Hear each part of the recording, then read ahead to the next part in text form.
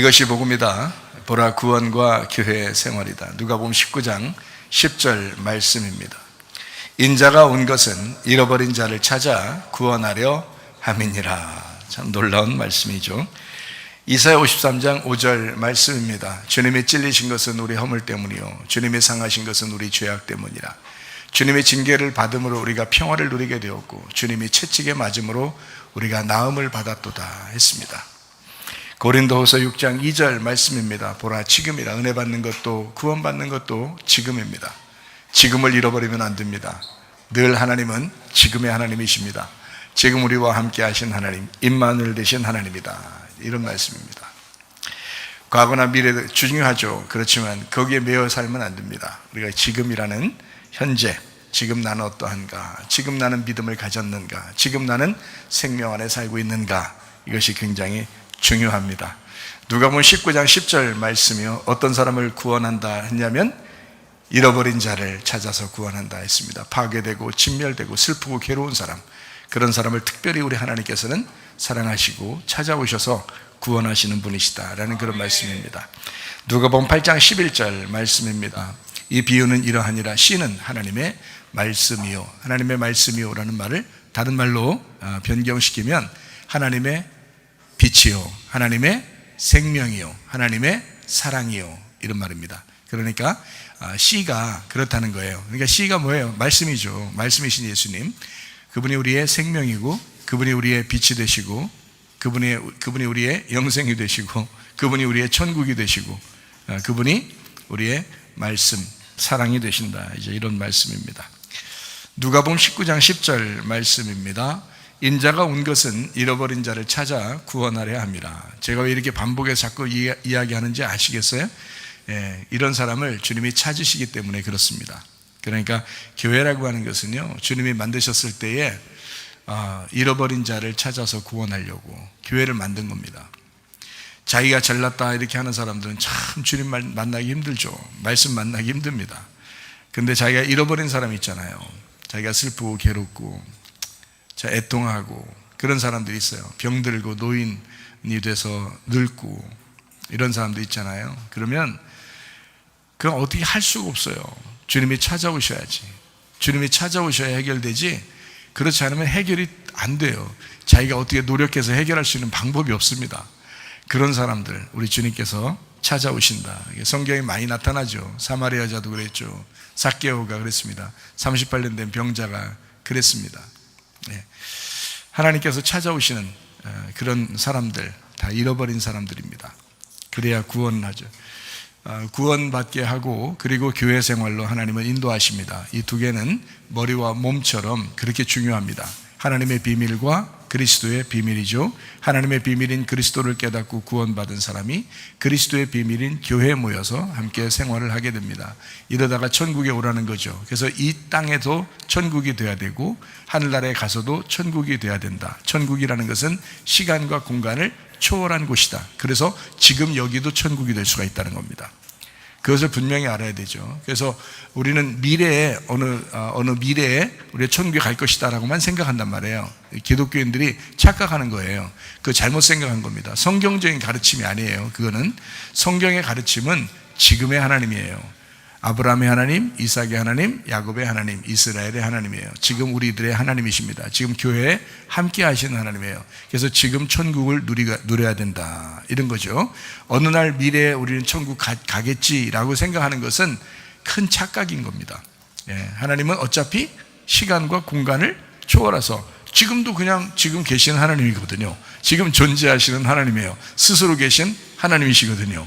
그러니까 어느 날 만난 하나님이 아니에요. 어느 날 만난다 우리가, 그런 게 아니라 지금도 함께 하시는, 지금도 천국이 우리와 함께 하신다, 이제 그런 말씀입니다. 그를 성경에서는 예수, 그 이름을 임마누엘이라 하리라 라고 한 것입니다.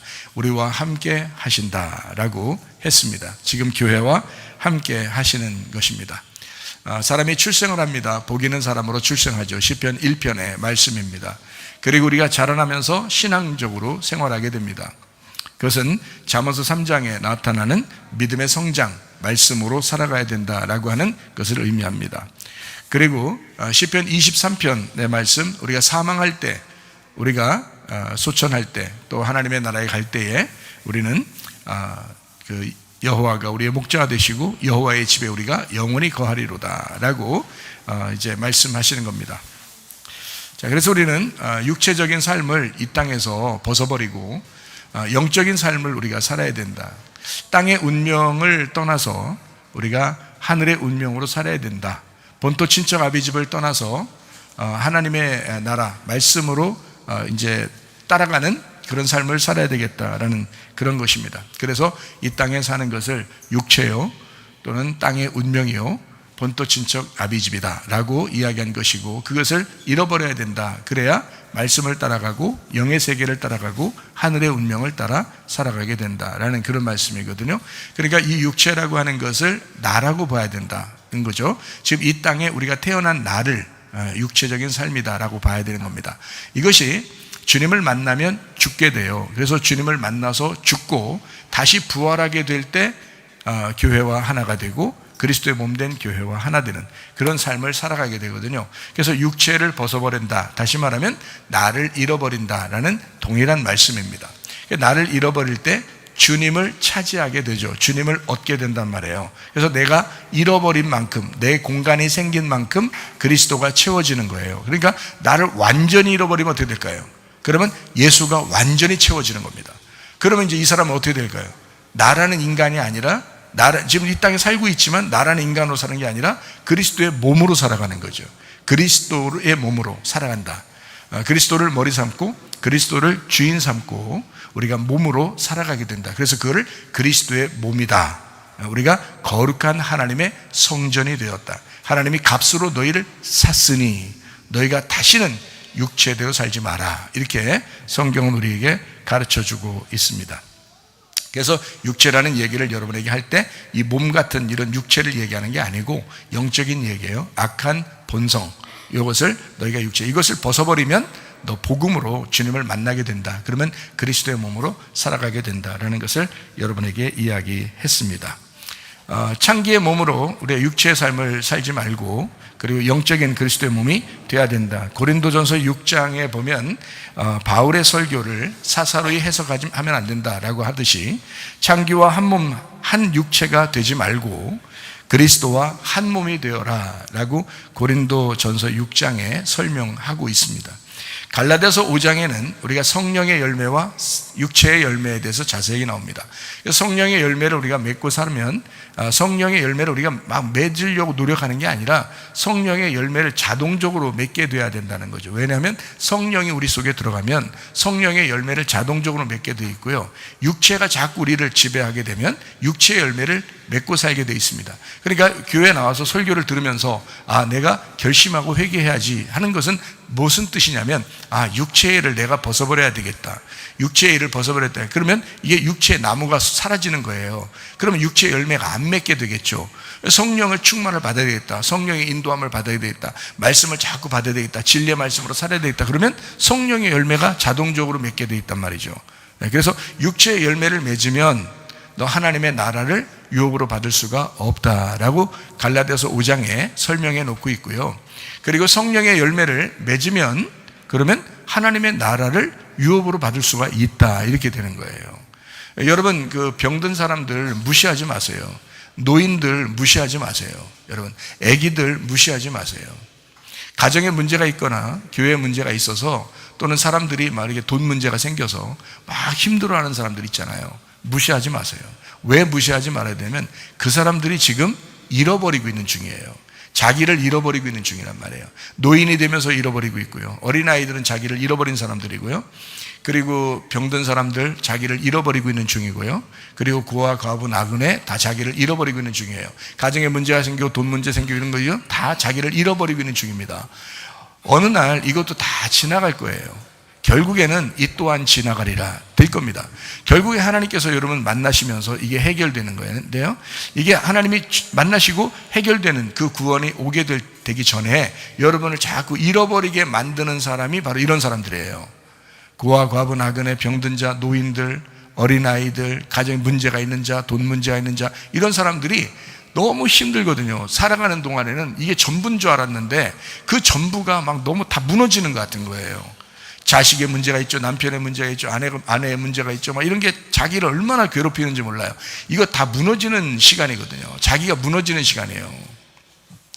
이런 사람들을 무시하지 마세요. 그 사람들이 주님 만날 수 있는 좋은 기회를 가집니다. 저는 그렇게 보고 있거든요, 성경을. 왜냐하면 주님이 성경을 그렇게 보도록 만들어줬어요, 눈을. 그래서 그런 사람들이 소중하다고요, 여러분. 그러니까 이런 말씀들을 들으면서 주님을 자꾸 생각해야죠. 목사를 생각하지 말고, 옆에 사람들 생각하지 말고 주님을 자꾸 생각해야 하란 말이에요.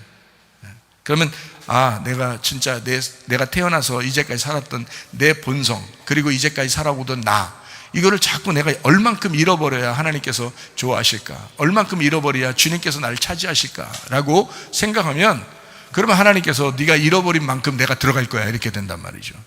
그러니까 많이 잃어버린 사람일수록 많이 천국을 차지하고 살게 되는 거예요. 얼마나 감사한 일입니까? 저는 너무너무 감사하게 생각해요. 그래서 노인들을 함부로 대하지 말고, 어린아이들을 함부로 대하지 마라. 고아 과부 나그네를 함부로 대하지 마라. 문제가 생긴, 가정에 문제가 있고, 돈 문제 생기고, 자녀 문제 있고, 남편의 문제, 아내의 문제 있는 사람들을 함부로 대하지 마라. 왜냐하면 그 사람들이 주님께서 소중하게 여기는 사람들이다. 지금 잃어버리고 있는 중이기 때문에 그렇다라는 그런 말씀드립니다. 자, 어쨌든 우리가 육체의 열매를 맺으면 안 되겠다. 육체의 열매를 맺으면 하나님 나라를 유업으로 받을 수가 없다, 이런 말입니다. 그래서 말씀을 과감하게 여러분에게 막 증거합니다. 왜냐하면 육체의 열매를 맺으면 안 되니까 그런 거예요. 하나님의 나라를 유업으로 받아야 되니까 여러분에게. 그래서 성령의 열매를 맺어야 돼. 그러면 성령의 열매를 맺게 해주세요라고 기도할 필요는 없어요. 왜냐하면 성령이 들어가시면 성령의 열매를 맺게 되어 있거든요. 성령이 들어가셨는데도 왜 열매를 안 맺느냐라고 만약에 혹시 누가 물어본다면 성령의 충만이 없어서 그런 거예요. 성령의 충만이 없다는 말은 내가 아직 살아있단 말이에요. 내가 아직 살아있으니까 성령이 아직도 힘을 발휘를 못하는 거예요. 내가 아직 살아있으니까 나를 때려잡아야, 그래야 성령이 커지잖아요. 성령이 커져야, 성령이 나를 전체적으로 차지해줘야 그게 나무가 되고 열매를 맺을 텐데, 성령이 축소되어 있어요. 내가 완전 나무고 내 육체의 나무가 여전히 커 있단 말이에요. 그러면 그게 훨씬 더 빨리 활동하기 시작하죠. 그러니까 육체 열매가 계속 나타난단 말이에요. 그러면 안 된다고. 육체 열매가 제거돼야, 육체라는 나무가 제거돼야 성령이라고 하는 분이 성령 충만하게 해서 열매를 맺게 된다는 거죠. 그거를 성령 충만이라 그래요. 그래서 너희가 술 취하지 마라. 이는 방탕한 것이다. 오직 성령으로 충만함을 받아라 라고 말씀합니다. 술 취하는 것처럼, 술 취하면 술이, 처음에는 우리가 술을 먹잖아요. 사람들이 술을 먹어요. 우리가 그러니까 꼭 우리가 먹은 것 같으네. 그런 게 아니라 사람들이 술을 먹어요. 그러면 처음에는 술을 먹는데 나중에 술 취하게 되면 어떻게 돼요? 술이 나를 먹어버린 거거든요. 그렇죠? 그러니까 이렇게 반대로 먹어버린 거예요. 술이 사람을 먹어버린 거예요. 그래서 술 취한 거거든요, 이게. 그러면 술 취하지 마라 했거든요. 그럼 성령의 충만을 받으라 그러면 성령에 취하라, 이런 거 아니거든요. 그죠? 성령의 충만을 받으라, 그런 거예요. 그러면 내가 성령을 받아들이려고 말씀을 받아들였는데 성령이 나를 이제는 먹어버린 거죠. 성령이 나를 먹어버리면 자동적으로 성령의 충만함이 있는 거고 성령의 열매를 맺게 되는 거죠. 그러니까 육체라고 하는 것과 성령이라고 하는 차이점이거든요. 그래서 성령의 충만을 받아야 된다. 성령 충만을 위해서는 성경에서는 구하라 그랬어요. 성령 충만을 구하라, 그렇게 말씀하잖아요. 왜 그러냐면 그건 사람이 할 수 있는 게 아니기 때문에 그래요. 성령의 충만을 구해서 그 말씀을 자꾸 받아들여라. 그 말씀의 성령을 받아들여라. 그러면 네 속에 충만하게 돼. 그러면 그 말씀이 너를 지배하게 될 거야. 너를 인도하게 될 거야. 그럼 성령의 열매는 자동적으로 맺게 돼 있다. 이런 말씀드립니다. 고린도후서 13장 5절 말씀입니다. 너희는 믿음 안에 있는가? 너희 자신을 시험하고 너희 자신을 확증하라. 예수 그리스도께서 너희 안에 계신 줄을 너희가 스스로 알지 못하느냐? 그렇지 않으면 너희는 버림받은 자니라 라고 되어 있습니다. 하나님이 우리를 설마 버리겠습니까? 우리를 사랑하죠. 끝까지 사랑하실 겁니다. 죽을 때까지 사랑하실 겁니다. 문제는 네가 예수를 버릴 수 있다는 거예요. 네가 예수를 버릴 수 있다는 거예요. 자, 예수를 믿는다는 게 뭐예요? 예수를 인정하는 거예요. 예수를 신뢰하는 거예요. 예수님을 의지하는 겁니다. 그게 예수를 믿는다는 거거든요. 문제는 예수 의지하지 않죠. 예수 신뢰하지 않죠. 예수를 인정하지 않죠. 안 믿는 거잖아요. 그러니까 한마디로는 네가 예수를 거부한 거죠. 네가 예수를 버린 거지 예수가 너를 버린 게 아니란 말이에요. 다시 말하면 믿음이 없다 이 말이에요. 믿음이 없다. 그러니까 네가 예수를 버린 거다. 그거 한번 시험해봐라. 네가 예수를 버린 것이다. 이런 거예요. 그래서 예수님 안에서 우리가 믿음과 믿는다라는 말이 있다고 그랬죠. 생명과 영생이라는 말이 있습니다. 성경의 얘기죠. 그래서 영생한다는 말 표현에서는요, 분명히 우리가 마음으로 믿고 입으로 시인하고 구원을 받는다는 거죠. 그리고 영생한다, 너희가 하나님과 아들 예수 그리스도를 잘 아는 것이, 그러니까 기노스코입니다. 기노스코. 그는 구약에 있는 야다라는 말입니다. 동침하여 몸과 마음으로 안다는 말입니다. 하나가 됐다는 뜻이에요. 그렇게 아는 것은 영생이다 이렇게 말합니다. 하나님이 세상을 이처럼 사랑해서 독생자를 주셨으니 이를 믿는 자마다 영생함을 얻게 하려 함이라 이렇게 말씀합니다. 그러니까 믿는다에 영생이 있는 겁니다. 믿음이라는 것에는 생명이 있는 겁니다. 그래서 예수님은 내가 곧 길이요 진리요 생명이다. 내가 생명이다. 그러면 나를 너희가 믿어서 가져가면 영생하게 된다는 거예요. 영원히 살게 된다. 그 생명 안에서 영원히 살게 된다. 영생한다. 이렇게 이야기하는 거거든요. 그러니까 생명을 받았느냐, 자 믿음이 있느냐, 이거는 너의 영생을 통해서 확인하게 된다는 거예요. 너의 믿는다를 통해서 확인하게 된다는 거예요. 너의 고백을 통해서 네가 하나님과 예수 그리스도를 아느냐에 따라서 이게 확인이 된다는 것입니다. 이거 시험해 보라는 거예요. 여러분, 믿음이 있는가 확인해 봐라. 그래서 믿음이 있노라 하고 행함이 없으면 너는 믿음이 가짜이다, 죽은 믿음이다 라고 이야기하잖아요. 그러니까 행함이라는 믿음을 가지고 믿음이라는 것을 행함으로 나타난다라고 하면 믿음이 있기 때문에 나타나는 거잖아요. 그렇죠? 그러니까 이미 믿음이 있는 거라는 거죠. 그래서 행함이 있는 믿음, 순종하는 믿음을 통해서 믿음이 있음을 증명하게 된다라는 그런 말씀들입니다. 자, 우리가 결핍이 있어서 육체대로 사는 사람들이 많다 그랬죠. 시편 23편 1절의 말씀입니다. 여호와는 나의 목자시니 내게 부족함이 없으리로다. 결핍입니다. 이 부족함이라는 것은 결핍. 사람들이 연약하고 그런 결핍들이 다 있어요. 그렇게 살아갑니다. 어떤 사람은 남편에 대하여, 아내에 대하여, 자녀에 대하여 결핍이 있습니다. 어떤 사람은 돈에 대하여 결핍이 있고요. 어떤 사람은 자기의 미래에 대해서 결핍이 있고요. 어떤 사람은 무엇에 대해서 결핍이 있습니다. 자, 이런 결핍들이 있는데 그것 때문에 이 세상 살아가는 동안에 상당히 자기만 위하는 사람들이 굉장히 많다는 거죠. 이건 왜 그러냐? 여호와가 목자가 되지 않았기 때문에 그렇습니다. 자기를 알아달라고 하는 사람 치고 여러분 결핍 없는 사람 없습니다. 여러분, 자기를 알아달라는 사람 치고 그 결핍 없는 사람 없어요. 다 결핍이 있어서 그렇습니다.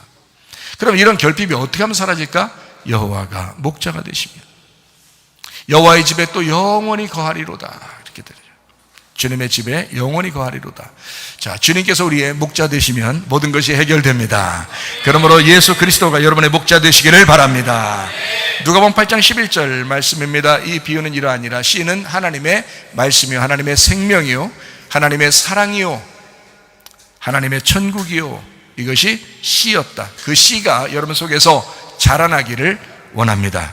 누가복음 19장 10절 말씀입니다. 인자가 온 것은 잃어버린 자를 찾아 구원하려 함이니라 라고 그랬습니다.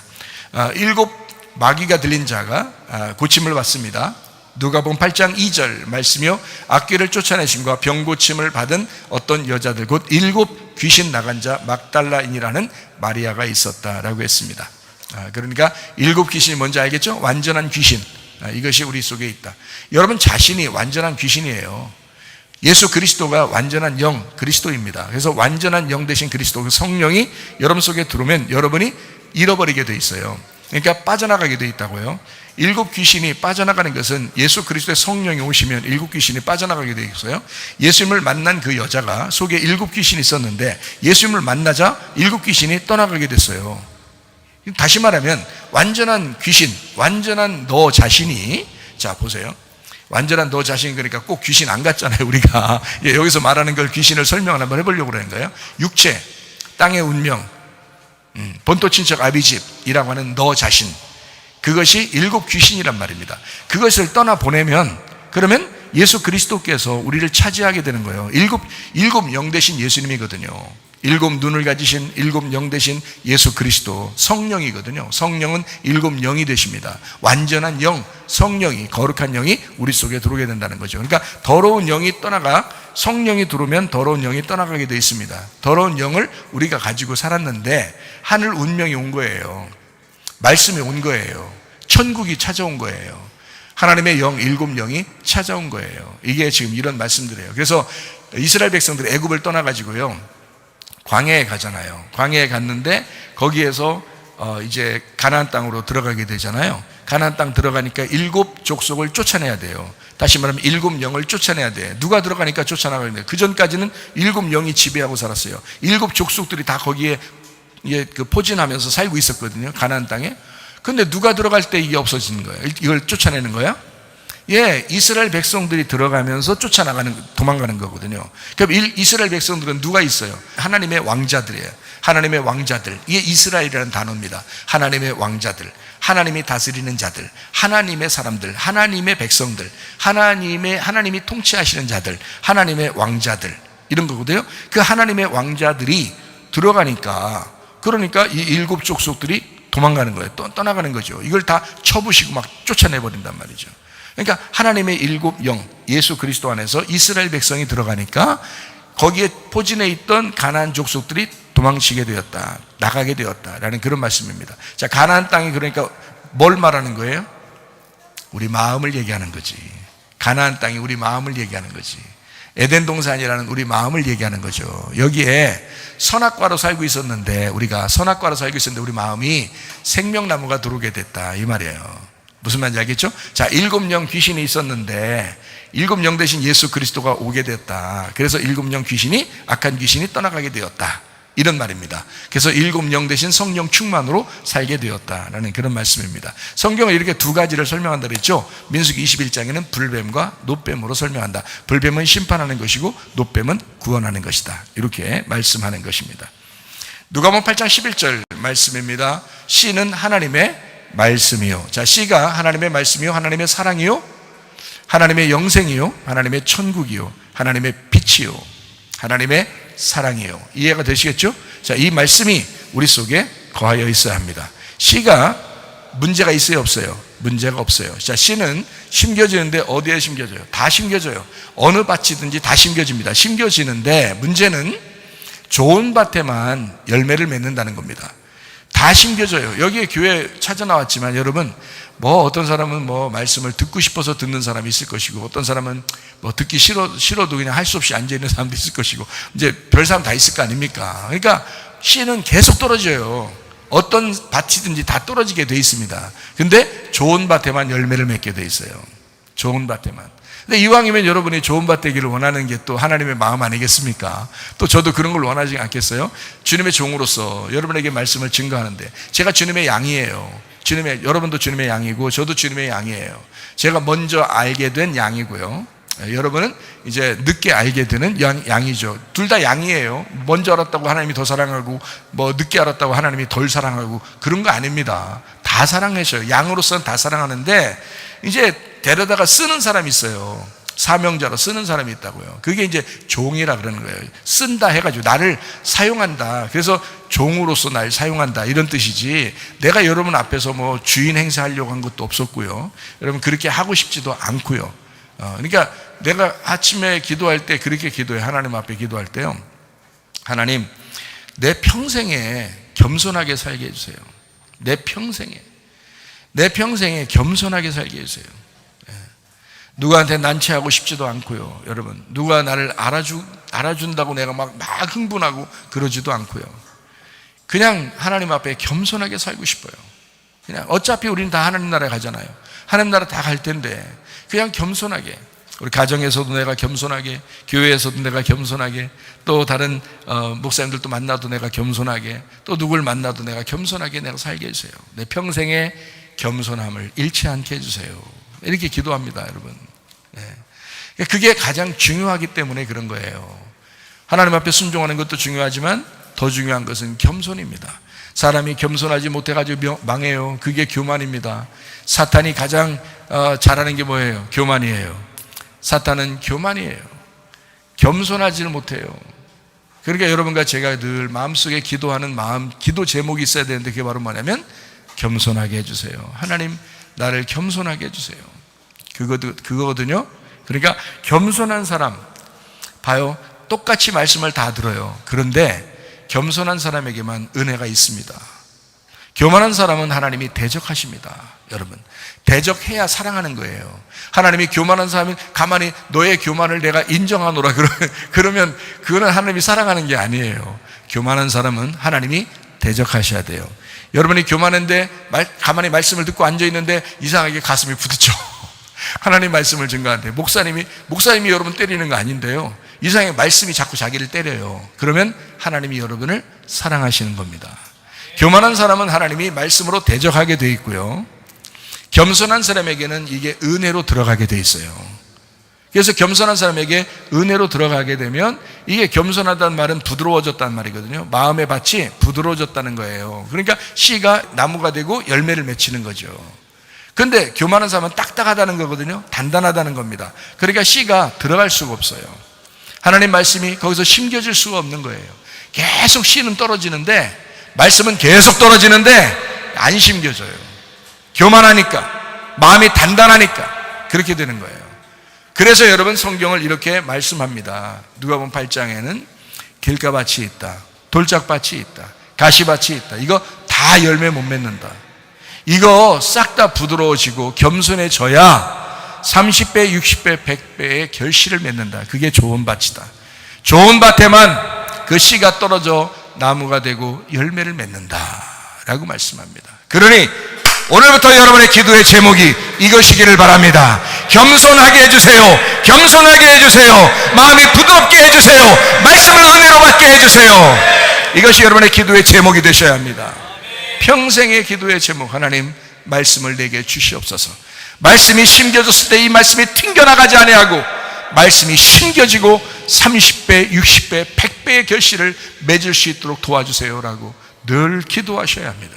겸손하기만 하면요 은혜를 받게 되어 있기 때문입니다. 참 쉽죠?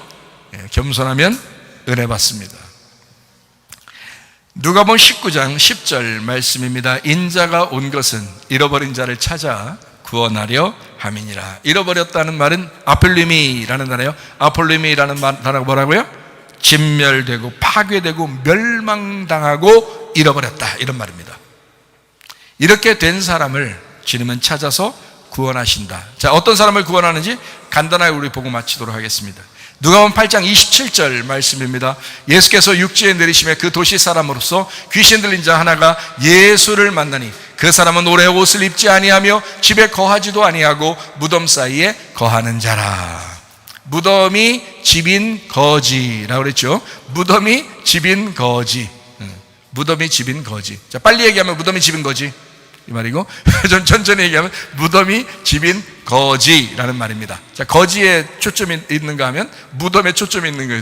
무덤에 초점이 있으면 무덤에 있는 거지 이러면 이제 무덤에 초점이 있는 거고요. 무덤에 있는 거지 그러면 이제 거지에 초점이 있는 겁니다. 어쨌든 무덤에 살고 있는 사람이 있었습니다. 귀신 들린 자입니다. 자, 이 사람 마음이 기뻤을까요? 전혀 기쁘지 않습니다. 이렇게 기쁘지 않고 슬프고 괴로운 사람은 예수님께서 어떻게 해야 돼요? 찾아가셔야 되겠죠? 예수님이 안 찾아가면 희망이 없으니까 그래요. 예수님이 찾아가야 희망이 있습니다. 그러니까 예수님이 찾아가려고 하는 사람은 어떤 사람이냐, 여러분? 희망이 없는 사람들이에요. 그 사람들이 주님이 찾아오시는 사람들이에요. 만약에 여러분이 원하는 대로 다 됐다고 생각해 보세요. 내가 어떤 사람 만났더니 자기가 원하는 대로 다 됐다고 그러더라고요. 자기가 원하는 대로 다 됐대요. 그런 사람도 만나봤어요. 돈도 그렇고요, 뭐 명예도 그렇고요, 하여튼 뭐 자기가 다 이루어졌다 그러더라고요. 야, 대단하더라고요. 그런데 제가 볼 때는 그런 사람이 영적으로 보면 불쌍하게 느껴지죠. 그럼 이제 그 사람에게 물어보고 싶어요. 예수가 당신을 찾아갔는가? 예수가 당신을 찾아갈 수 있는 그 공간이라도 있었을까? 모든 게 다 이루어지니까 자기가 생각하는 게 모든 게 다 됐대요. 그러니까 예수가 찾아갈 그 구멍이 없는 거예요. 예수가 찾아갈 공간이 없는 거야. 그래서 제가 볼 땐 참 그것도 안타까운 일이더라고요. 근데 어떤 사람들을 보면요, 그냥 만나기만 해도 우는 사람이 있어요. 만나기만 해도. 막 힘들어 죽겠다는 사람도 있어요. 근데 이 사람은 또, 영적으로는 안타까운 게 아니라 주님이 당신을 사랑하고 있구나. 주님이 당신을 찾아가려고 하고 있구나. 마치 무덤에 거하여 살아가고 있는 이 사람, 정말 괴로운 사람이었어요. 생각해봐요. 오래 옷을 입지 아니하고 집에 거하지도 아니하고 또 무덤 사이에 이제 집을 삼아서 살고 있는 사람이란 말입니다. 자, 생각해봐요. 무덤이라고 하는 것은요, 과거나 추억이나 지난 일들이에요. 그것이 무덤입니다. 근데 이제 그 무덤이라고 하는 거기에 살아가고 있다라고 하는 것은 과거에 매여 살고 있다라는 그런 의미거든요. 과거에 매여 살고 있다라고 하는 것은 어때요? 오늘부터 어제까지가 다 과거예요. 그죠? 오늘 1초 전까지만 해도 다 과거거든요.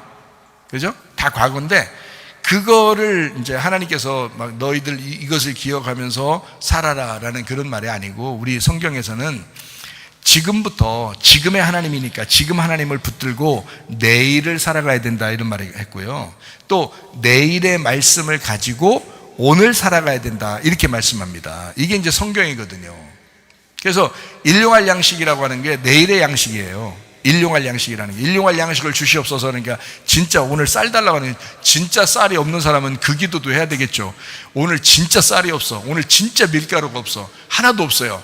그러면 그것도 기도해야 되겠죠. 하나님 주십시오라고 기도도 해야 되겠지만, 실제로는 그 말이 아니고 내일의 양식을 얘기하는 겁니다. 내일의 양식이라고 하는 건 오늘까지 먹었는데, 우리가 말씀을 오늘까지 먹었는데 내일의 말씀을 오늘 주셔서 살게 하십시오라는 거예요. 내일의 양식은 우리 게 아니에요. 내일은 우리에게 하나님이 주시면 오는 거고 안 주시면 못 오는 게 내일이잖아요. 이해가 돼요? 그러니까 내일의 양식은 하나님의 양식을 얘기하는 거예요. 하나님의 양식을, 일용할 양식을 내게 주십시오라고 기도하라고 한 거예요. 주기도문에서. 그러니까 내일의 양식을 내게 주십시오, 오늘 살도록, 이런 말이에요. 그러니까 하나님의 말씀을 내게 주셔서 오늘 그 말씀으로 살게 해 주십시오라는 그런 말씀이거든요. 그러니까 성경에, 자, 하나님은 우리에게 내일이라는 말씀을 오늘 살도록 주시려고 하는 게 하나님이고요. 귀신은 과거에, 어제까지의 모든 삶에서 그 과거에 매여서 살기를 원하는 게 귀신의 역사예요.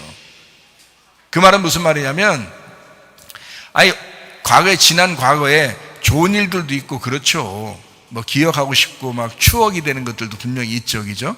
그렇지만 그것이 내가 매여서 살아가면 안 된단 말이에요. 어차피 현실은 오늘이고 지금을 우리가 살아가고 있는 사람이기 때문에 과거에 매여 있는다 하는 것은 내 무덤을 열고 무덤 안에 들어가 있는 거예요. 그냥 무덤에 갇혀 있는 거라고요.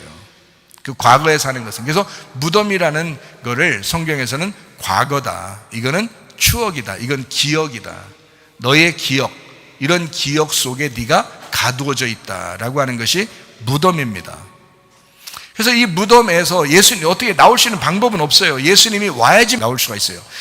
여기에서 그냥 살고 있는데, 우리가 이 무덤에 살고 있는데 예수님을 만나면 예수님이 우리를 끄집어내 준다고요. 자유롭게 한단 말입니다. 그러니까 이 사람, 여기에 지금 매여 있는 사람, 불쌍한 사람이라는 거죠. 주님이 보실 때 불쌍한 사람이다. 그럼 불쌍한 사람이다 라고 하는 것은 아폴림이 파괴되고 진멸되고 멸망당한 사람이다라는 말이고요. 그 말은 구원받기 딱 좋은 사람이다, 이 말이죠. 구원받기 딱 좋은 나이인데 이렇게 된 거죠. 그래서 구원받을 수 있는 여건이, 기회가 되었다. 그러니까 무덤에 살고 있다라고 하는 것은 우리가 잘못 생각하면 야, 이거 뭐 잘못된 거 아닌가 라고 생각할지 모르지만 사실은 구원받기 딱 좋은 시간이 된 겁니다. 이렇게 주님께서는 우리에게 말씀하시는 것이다 라고 하는 것입니다. 자, 촛불이 있어요. 촛불이 있으면 촛불을 켜가지고 그릇으로 딱 덮어놓아요, 안 덮어놔요? 덮어놓지 않죠. 이것을, 촛불은 이 그릇 위에 있어야 됩니다. 다시 말하면 촛불은 촛대 위에 두게 돼 있어요. 왜? 이게 밝혀져야 되니까 이걸 밑으로 가두어 놓으면 안 된다는 거죠. 다시 말하면 어둠이라고 하는 것은요, 어둠이라는 건 촛불이 꺼질 때 어둠은 그대로 존재해요. 나타난단 말이에요. 자, 촛불을 이렇게 꺼뜨리면 어둠이 있어요. 근데 촛불을 켜면 어둠이 없어요. 어둠이 없지만 그 속에 어둠이 있어요, 없어요? 그 속에 어둠이 있다고요. 그러니까 우리가 과거나 추억이나 이런 과거 기억이나 추억 이런 것들이 사라진 게 아니에요. 없어진 게 아니에요. 이미 우리는 그걸 살아왔어요. 땅의 운명대로 살아왔다고요. 육체대로 살아왔습니다. 그렇죠? 본토 친척 아비 집에서 살아왔다고요. 근데 문제는 예수 그리스도가 밝혀질 때는 이게 사라지게 보이고요, 이것이 예수 그리스도라는 촛불이 딱 꺼지면 이게 다시 확 나타난단 말이죠, 우리의 속에서. 그러니까 어둠이라는 이 무덤은 이게 빛이 밝혀질 때는 무덤이 아니게 되는데, 무덤에서 벗어나는 것인데, 빛이 꺼지면 바로 무덤이 나타난다는 거죠. 어둠은 사라진 게 없어진 게 아니에요. 있다고요. 근데 촛불이 있는 동안에 어둠이 안 보이는 거예요. 촛불이 있는 동안에. 여러분, 그래서 저는 성경을 보면서, 여러분 교회 다니는 사람들이요, 아유 나는 지난번에 옛날에 한번 나는 예수님 안에서 구원받았어, 나는 그냥 나는 천국은 완전 따놓은 거야, 내가 어떻게 살아도 천국은 가, 어쩌고 하면서요, 교회 생활하면서 아무렇게나 가정생활도 아무렇게나 교회생활도 아무렇게나 이러면서도 나는 그래도 천국 갈 수 있어, 이렇게 방종하는 사람들 참 많이 봤습니다. 사람들요. 근데 그게 아니거든요. 방종한다고 하는 것은 무슨 말이냐면 지금 촛불이 꺼졌다는 얘기예요. 지금 기름이 계속 공급이 되지 않았기 때문에, 이 사람이 지금 말씀이 계속 그 속에서 심겨져서 이게 자라나지 않았기 때문에 촛불이 꺼지고 있는데 자기는만 몰라요. 자기만. 촛불이 꺼지고 있는데 자기만 몰라요. 그러니까 이게 촛불이 꺼진다고 하는 것은 뭐가 지금 등장하고 있다는 거예요? 어둠이 등장하고 있다는 거예요. 그 사람에게 지금 어둠은 사라진 게 아니라니까요. 존재하는데 촛불이 켜 있는 동안에 떠나 있는 거예요. 이게 촛불이 있는 그 공간에만 없는 거예요. 안 보이는 거예요. 근데 촛불이 꺼지면 바로 순간 다 어둠인 거예요. 어둠이 이미 있었다는 얘기지. 우리가 땅의 운명, 본토 친척 아비 집에서 살아가는 거, 육체로 살아가는 거, 이게 없어졌어요? 없어질 건가요? 죽을 때까지? 아니에요. 그걸 떠나라는 얘기는 그거를 멀리하고 앞을 보라는 거예요. 말씀을 따라갔고 그랬잖아요. 아브라함이 말씀을 따라갔고 뒤에 있는 걸 벗어버리고 말씀을 따라갔고 이런 거지, 말씀을 버리면 이게 벌써 와 있어요. 자기는 그 운명대로 살고 있는 거라고요. 근데 말씀을 따라가니까 이 뒤에 것을 이게 밀려나간 거예요. 뒤에 것이. 어둠이 여러분 벗어나게 된 거죠. 빛이 있는 동안에 어둠이 안 보이는 것 뿐이에요. 계속 존재합니다. 여러분 본성이 없어질 것 같아요? 안 없어져요. 죽을 때까지 있습니다. 그래서 성령 충만하는 거예요. 날마다 성령의 충만을 받으라 이런 거예요. 왜? 그렇지 않으면 어둠은 계속 등장하니까 네 속에서. 날마다 성령의 충만을. 믿음의 만족함이 있습니까? 믿음의 만족. 아니 나 이 정도면 됐어. 어디 있습니까? 이 정도면 믿음이 됐어. 이 정도면 나 천국 갈 거야. 어디 있습니까 그게? 심령이 가난하다는 것은 영적인 것이 갈급하다는 것입니다. 심령이 가난해야 천국이 저희 것이며, 영적인 것이 갈급하다는 거거든요. 그럼 영적인 것이 갈급하다는 말은 어린아이 같은 심령으로 계속 영적인 것을 추구한다는 얘기예요. 영적인 갈급하다는 얘기거든요. 배고프다는 거예요. 영이 배고프다는 거예요. 그래서 밥을 먹지 않으면 안 돼. 말씀을 먹지 않으면 안 돼요. 이런 사람이 천국이 저의 것이다 이렇게 말한 거지. 말씀을 사모하지도 않아요. 자기 뜻대로 살아가는 사람을 어떻게 심령이 가난하다고 말해? 심령이 부유한 사람이죠. 교만한 사람이죠. 마음이 단단한 사람이죠. 씨가 열매를 맺을 수가 없어요. 오늘부터 기도하시기 바랍니다. 오늘부터 말씀 사모하시길 바랍니다. 심령이 가난해야 된다니까요. 심령이 가난한 사람이 돼야 된다고요. 불쌍한 사람이 돼야 된다고요. 여러분, 그래야 천국이 저희 것이다 이렇게 말하는 거예요. 여러분, 하나님의 말씀 여러분 속에서 말씀이 계속해서 막 갈급한 그런 마음들이 막 살아나야 돼요. 그래서 사람들은 그러지 않아요. 그래서 자기는 뭐 구원받았으니까 만족하다. 이 만족이 어디 있어요? 만족하면 벌써 교만한 거고, 만족하면 벌써 단단한 마음이 단단한 거지. 만족이 없어요. 우리는 계속 오늘도 불만족이고 내일도 불만족이에요. 만족이 없어요. 만족하지 않다. 나는 오늘도 만족하지 않다. 나는 말씀을 사모할 수밖에 없다. 나는 먹을 수밖에 없다. 말씀을 먹어야 산다. 나는 오늘도 말씀을 사모한다. 나는 오늘도 말씀을 사모한다. 말씀을 사랑한다. 나는 말씀 안에 살아야 된다. 말씀 주세요. 말씀 주세요. 이러면서 계속 가야 되는 거, 죽을 때까지. 어떻게 해요? 그게 그리스도인의 삶이에요. 그게 교회 생활인 걸 어떡하냐고요. 그렇게 하기 싫다면 그건 이미 뭐 버림당한 사람이죠. 이미 예수가 없는 사람이죠. 그게 싫다면. 그러나 예수가 있는 사람은 날마다 그 예수를 사모하게 돼 있어요. 말씀을 사모하게 돼 있어요. 그러니까 만족이라는 건 없다. 그리스도가 있는 동안에만 어둠이 안 보이는 것뿐이에요. 그러니까 그리스도가 여러분 속에서 꺼지잖아요. 꺼지는 순간, 꺼져가는 순간 어둠은 계속 같이 있었다는 것을 여러분 증명하게 될 것입니다. 그래서 누구도 신앙생활에는 완전함이 없다. 누구도 이 땅에 사는 동안에는 신앙생활에 완전함이 없다. 근데 완전하게 되려고 하는 사람들이 있어요. 그게 어떻게 보면 죽기 바로 전에 사람들, 그리고 노인들, 그리고 나그네, 고아, 과부, 마음이 슬픈 자들, 병이 들어서 너무 아픈 자들, 이런 사람들은요 굉장히 가깝습니다. 천국하고 굉장히 가깝습니다. 그 어린아이들도 그렇고요. 그런데 보통 사람들은요 자기 힘으로 살아가려고 해요. 그런 사람들은 오늘부터도 기도하셔야 돼.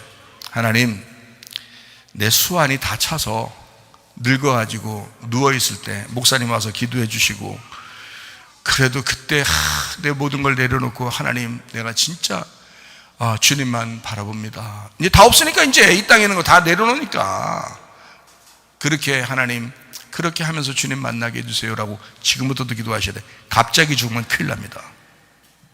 갑자기 죽으면. 그런 사람들은 그런 기회가 와야 돼. 어차피 내려놔야 하는 기회가 와야 돼. 근데 지금 아픈 사람, 고아, 과부, 나그네, 일이 더럽게 안 풀리는 사람, 문제가 있고 슬프고 괴로운 사람, 이 사람은 기회가 와 있는 거예요. 지금 그 기회가 와 있는 거예요. 무덤 안에 갇혀 사는데 너무 힘든 거예요. 괴롭고 막 슬픈 거예요. 이런 사람은 주님이 기회를 주시는 거예요. 주님이 찾아오셔야 돼. 자기 스스로 해결할 수가 없어요. 그래서 주님이 찾아오시는 거예요. 무덤에 있는 사람을 주님이 찾아오시는 거예요. 바다를 건너서 찾아오신다. 어둠은 빛을 이길 수 없습니다. 거짓은 진실을 이길 수 없기 때문입니다. 육신의 게으름이 주님이라는 빛을 덮어놓지 않도록 여러분 자신이 스스로 기도함으로 깨어 있으시기를 바랍니다. 말씀을 듣고 살아가는 우리가 말씀을 간직하고 있습니다. 그런데 이것이 점점 꺼져가는 사람들이 있단 말이죠. 계속해서 이 빛이 꺼지지 않도록 계속 불을 밝혀야 돼요. 말씀이 계속 공급되도록, 성령의 기름이 계속 공급되도록 하셔야 된다는 거예요. 말씀을 사모하는 사람이 승리합니다. 그 말씀을 순종하지 않을 때 그 말씀은 우리 안에서 사라지게 될 것이다. 자, 누가복음 8장 18절 말씀입니다. 그러므로 너희가 어떻게 들을까 스스로 삼가라. 누군지 있는 자는 받겠고 없는 자는 그 있는 줄로 아는 것까지도 빼앗기리라 하시니라. 어떤 사람은 착각하는 거죠. 내가 성령이 있지 않을까? 내가 구원받았지 않았을까? 내가 그래도 교회 이만큼 다녔는데 나 천국 가지 않을까? 라고 생각하는 그 생각도 뺏어버릴 것이다. 주님이 심판하실 때는요 단호합니다. 너 나라는 예수를 주인으로 받아들였었느냐? 나라는 예수를 너는 머리로 삼고 살았느냐? 혹시 네 뜻대로 살진 않았느냐? 네가 그렇게 예수를 믿는다고 생각하는 그 생각까지도 심판 때는 뺏어버릴 것이다. 네가 알고 있는, 그렇게 아는 줄로 그렇게 생각하고 있는 것까지도 빼앗을 것이다. 여러분 진짜 구원 받으셨습니까? 진짜 예수가 여러분의 주인이십니까? 예수가 여러분의 머리이십니까? 회개하시기 바랍니다. 용서하시기 바랍니다. 그리스도 예수 안에서 서로 사랑만 하다가 주님 만나시기를 바랍니다. 이거요, 철저해야 합니다. 진짜 용서했는가? 진짜 사랑했는가? 그냥 용서한 척 한 거 아닌가? 사랑하는 척 한 건 아닌가? 때만 되면 과거에 매여서, 때만 되면 자꾸 그걸 생각하면서 용서하지 못하고 이상하게 그것에 막 억눌려 살고 거기에 매여 살고 있는 것은 아닌가? 용서하려면 진짜 그냥 확 해버리시기 바랍니다. 사랑 확 해버리시길 바라요. 그래서 우리가 잊어버릴 건 잊어버리시라 이 말이야. 과거에 매여 살지 말란 말이에요. 한번 용서했으면 끝내라 이 말이에요. 한번 용서했으면. 저도 용서받은 사람 아니에요. 우리 주님에게 용서받고서 우리 집사람에게도 용서받은 사람 아니에요. 우리 집사람이요, 과거를 기억하지 않습니다. 그거를 혹시 제가 그 미안해 할까봐 자주 얘기해줘요. 자주. 과거에 매여 살지 말라고 나보고. 전혀 자기는 생각하지 않는다고. 얼마나 사랑해 주는지요. 얼마나 좋은 걸 많이 해주는데요. 여러분, 용서를 받았으면 그것으로 끝내야 돼요. 용서를 했으면 그거로 또 끝내야 됩니다. 과거에 매여서 계속 그걸 생각하고 추억하고, 그건 무덤에 매인 사람이라고.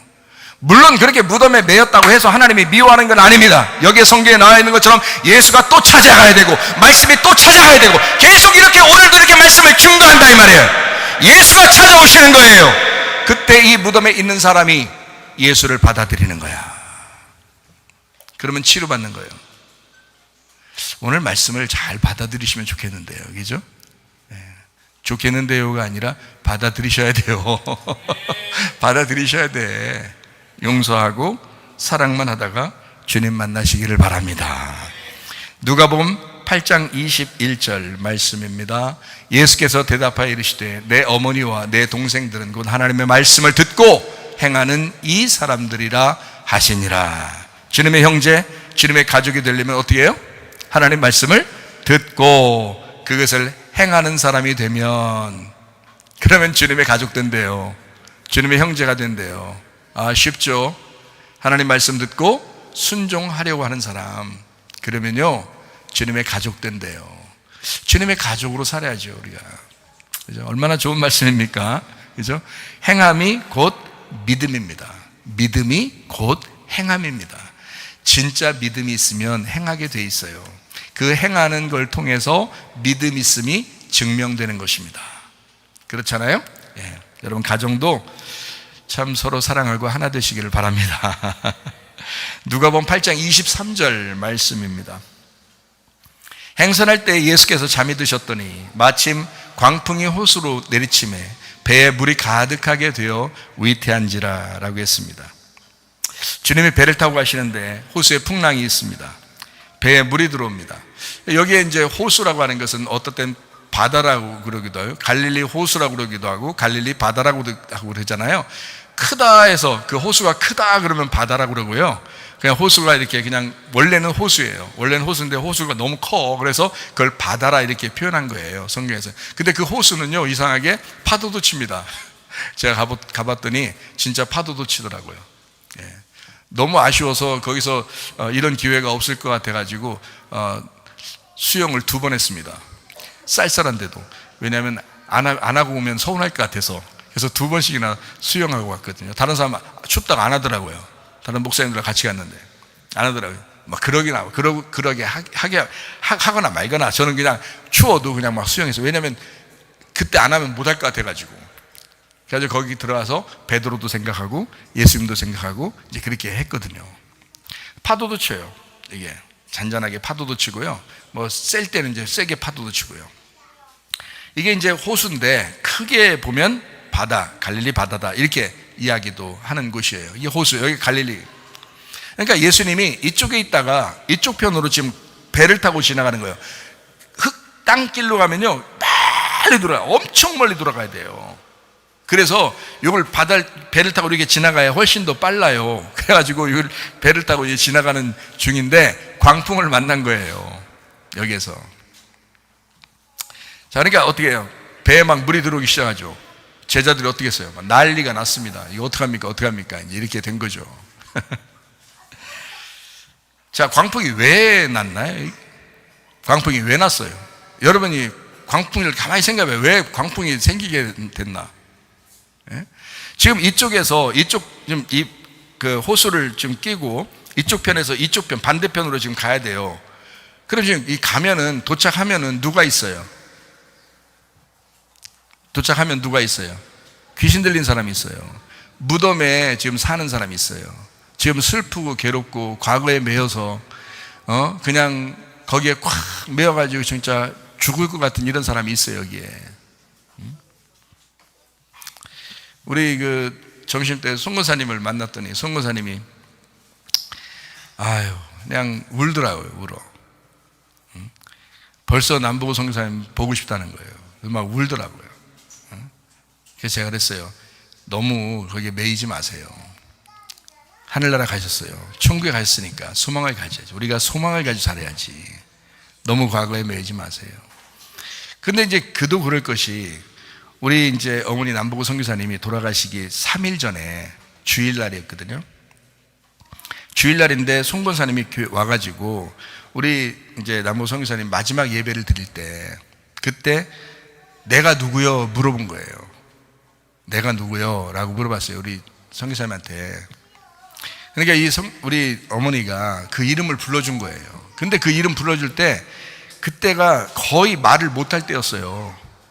힘이 없어가지고 거의 말을 못할 때고, 우리한테도 말을 거의 못할 때였어요. 말을 거의 못하고 안 할 때였거든요. 왜냐면 힘이 없고 거의 뭐 지금 완전히 힘을 다 잃어버린 그런 상태에서 이제 있었기 때문에 말을 못할 때인데 그 송건사님 이름을 불러준 거예요. 크게 불러줬어요.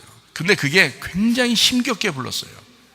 그 마지막 그 모든 힘을 다해서 그 이름을 불러준 거예요. 그래, 그 이름 불러가지고 좋아가지고 송건사님이 그렇게 하고서 이제, 그러니까 그 정도 이름을 부를 정도면 좀 며칠 더 살 줄 알았던 거죠. 그런데 딱 그 이름을 부르는 게 마지막이었어요. 그리고서 거의 말도 별로 못하고 3일 안에 돌아가신 거예요. 그러니까 이제 송건사님 입장에서는 굉장히 마음이 쓸쓸하고 외롭고 이제 그런 거죠. 그렇지만 이제 과거에 매이지 말고 우리 천국에 가서 만나자. 천국 가면 만나니까. 그런 이제 말씀에 위로를 했습니다. 다른 위로 방법이 없어요. 이럴 경우에는. 그래서 천국에서 만납시다. 이제 이런 위로를 했는데요. 이런 생각을 해봤어요. 돌아가시기 전에 마지막 그 남보고 선교사님, 그러니까 어머니가 그 손권사님의 이름을 하나 불러줬을 때 그걸 가슴 깊이 새기고, 그게 너무 그립고 좋아서 이렇게 하고 있는데, 우리의 인생의 마지막에 우리 주님께서 나의 이름을 불러주신다면 그럼 얼마나 행복할까. 나의 인생의 그 마지막, 우리의 눈을 감는 그 순간에 하나님이 나의 이름을 불러주신다면 얼마나 행복한 일일까. 그것만큼 만족스러운 게 있을까. 그 생각을 해봤어요. 우리 예수님께서 여러분 마지막 순간에 여러분의 이름을 부를 수 있도록 여러분 믿음 잃지 않으시기를 바랍니다. 아멘. 믿음으로 승리하시기를 바랍니다. 아멘.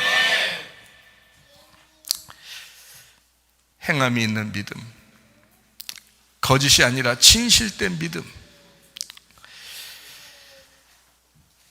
주님께서는 그 귀신 들린 자, 무덤에 살고 있는 자 한 사람을 위하여 바다를 건너가십니다. 그 호수를 건너가십니다. 광풍이 일어납니다. 막 풍랑이 일어납니다. 왜 그럴까? 예수님이 도착하지 못하도록 방해하고 있는 것입니다. 만약에 그 광풍이 좋은 것이었다면 예수님이 잠잠하게 하지 않았겠죠. 그러나 이 광풍은 좋은 것이 아니었습니다. 그렇기 때문에 예수님이 잠잠하게 했습니다. 무슨 말인지 아시겠죠? 광풍은 지금 예수님을 방해하고 있는 겁니다. 누굴 못 만나도록, 무덤에 살고 있는 그 사람이 구원받을까봐 그걸 막느라고 광풍이 일어난 것입니다. 배를 타고 도착하게 되면 일어나는 일, 귀신 들린 자가 낫는 역사, 이것을 중간에 귀신이 방해하고 있는 것입니다. 이거를 이제 우리 주님께서는 아셨죠. 누가복음 8장 24절 말씀입니다. 제자들이 나와 깨워 이르되 주여 주여 우리가 죽겠나이다 한데 예수께서 잠을 깨사 바람과 물결을 꾸짖으시니 이에 그쳐 잔잔하여지더라. 자, 바람과 물결이 사람도 아닌데 막 꾸짖어요. 그러니까 또 잠잠해져요. 마치 사람처럼. 무슨 말인지 아십니까? 영이란 얘기예요. 귀신의 영이 함께 있었다는 얘기예요.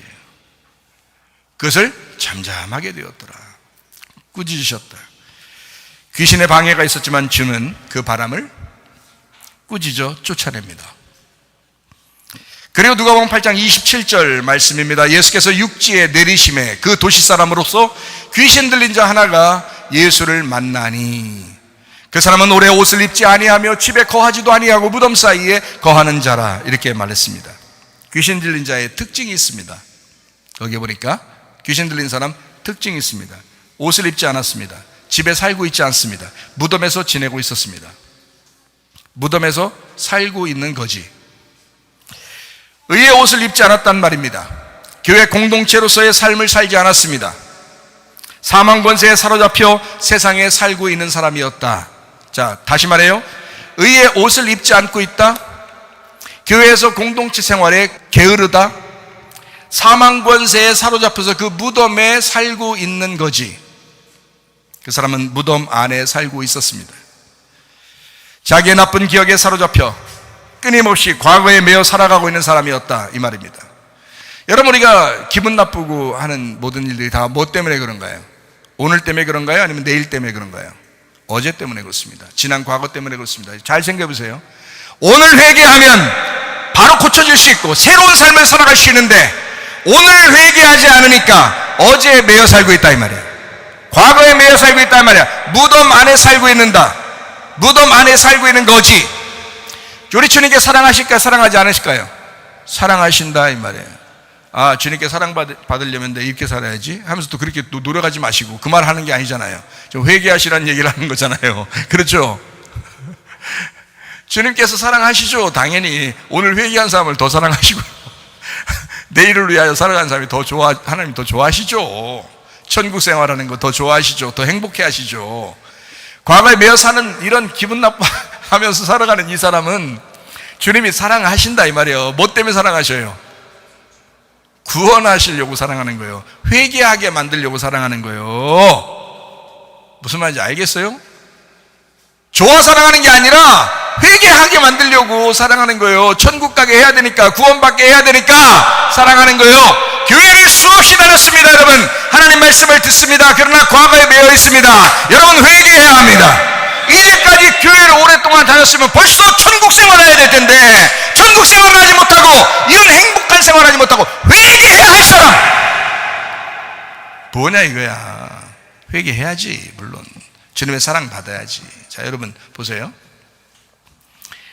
오늘 여러분 자녀가 둘이 있는데 한 아이는 막 울어요. 막 울면서 이것도 잘못됐어요, 저것도 잘못됐어요 막 해요. 그리고 이것도 기분 나빠, 저것도 기분 나빠 하면서 막 울어요.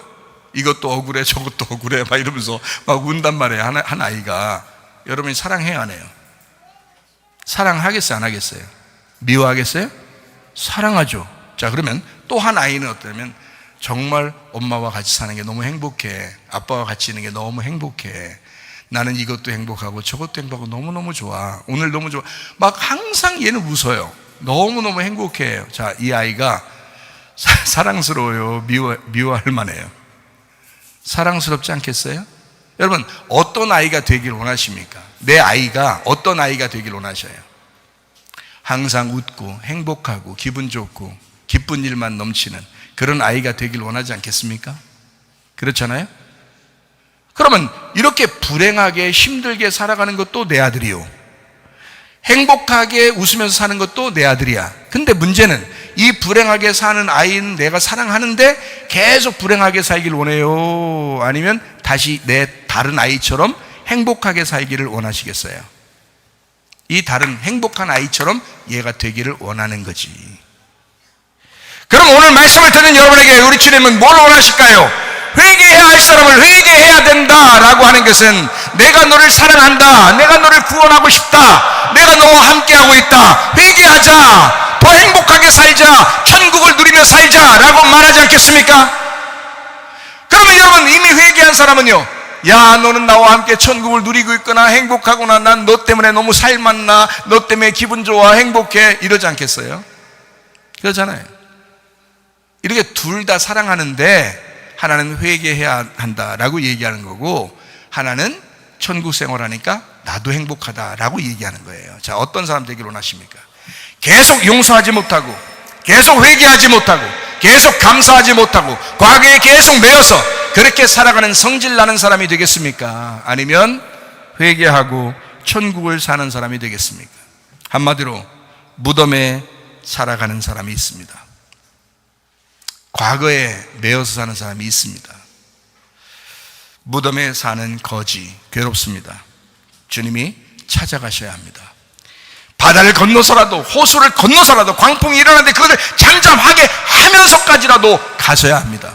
왜? 그 사람을 사랑하니까 만나시려고 하는 거거든요.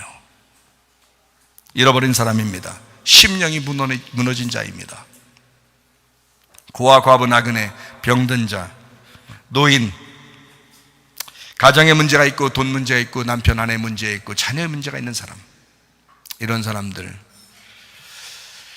계속해서 그런 문제가 있기를 하나님이 원하실까요? 그렇지 않습니다. 이 또한 지나가리라. 우리 주님께서 함께 하시면 그 시간, 정말 안 지나갈 것 같은 그 시간이라도 지나가리라. 결국은 지나가리라.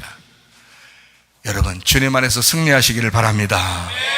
누가복음 19장 10절 읽고 마치도록 하겠습니다. 인자가 온 것은 잃어버린 자를 찾아 구원하려 함이니라. 우리 하나님 아버지, 사랑과 은혜를 감사를 드립니다. 과거에 매여 살아가는 것이 아니라 하나님, 그리스도 예수와 함께 살아가는 주의 백성들이 되게 하옵소서. 일평생 하나님, 주님과 동행하게 도와주시옵소서.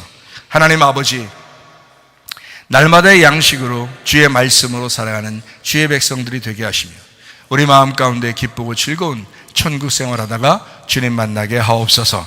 오늘도 복되게 하심을 믿사옵고 예수님 존귀하신 이름 받들어 기도 올리옵나이다. 아멘. 주님 감사합니다. 우리 하나님 아버지 함께 하시고 사랑하심을 믿습니다. 우리 하나님 도와주시옵소서. 우리 한 목소리를 기도하고 가죠. 하나님 앞에 기도하고 갑니다. 하나님, 내 속에 과거에 매여있는 무덤에 살고 있는 사람은 아닙니까? 하나님, 무덤에서 탈출하여 부활한 예수 그리스도를 만나게 도와주옵소서. 우리의 평생 하나님, 이런 모든 문제에서 해방되게 도와주옵소서. 그리스도와 함께 행복한 나날을 살다가 주님 만나게 하옵소서. 두 손 높이 들고 기도합니다. 우리 하나님 아버지 인도하시며 사랑하시며 감사합니다. 하나님 아버지여, 그리스도 예수 안에서 행복한 삶을 살게